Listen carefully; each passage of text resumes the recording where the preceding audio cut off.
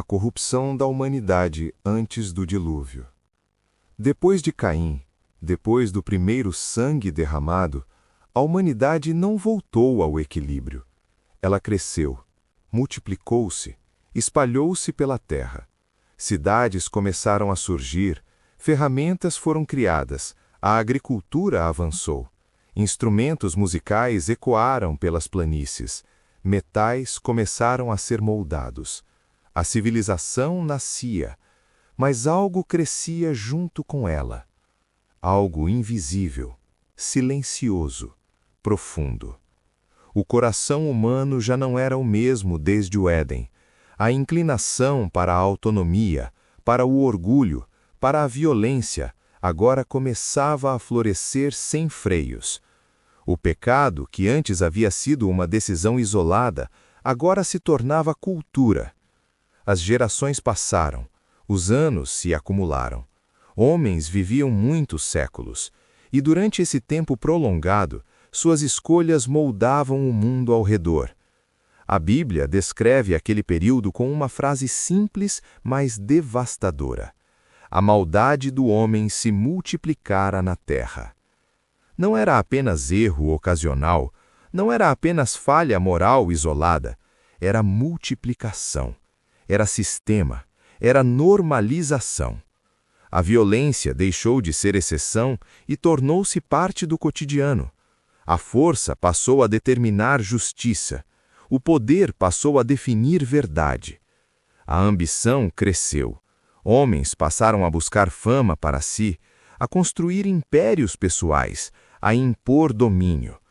Algumas tradições falam de líderes poderosos, homens de renome, guerreiros implacáveis, figuras que misturavam carisma e brutalidade. O mundo estava cheio de conquistas, mas vazio de temor. A corrupção não era apenas externa.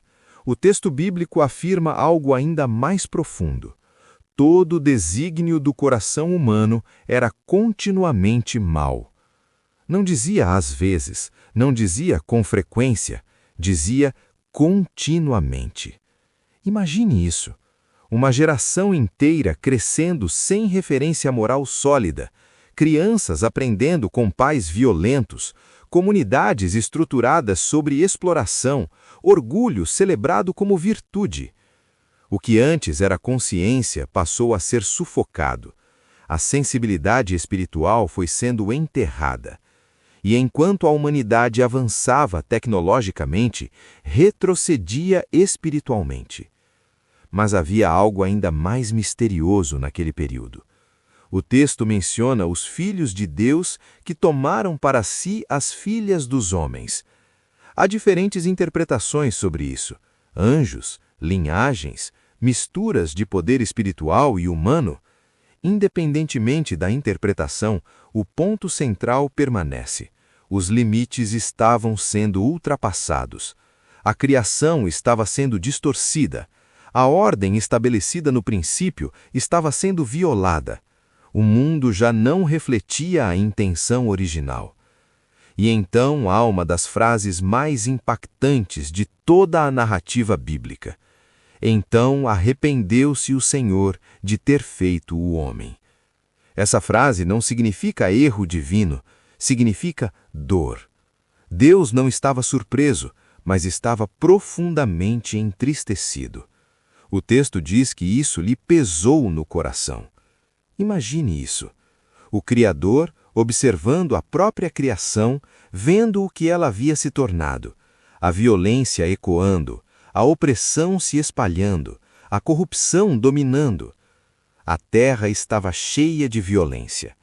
Não apenas indivíduos maus, mas um ambiente inteiro contaminado.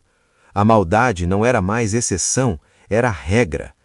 Mas em meio à escuridão havia um nome: Noé. Mas Noé achou graça aos olhos do Senhor. Essa frase muda o tom. Em meio à decadência coletiva, havia um homem diferente.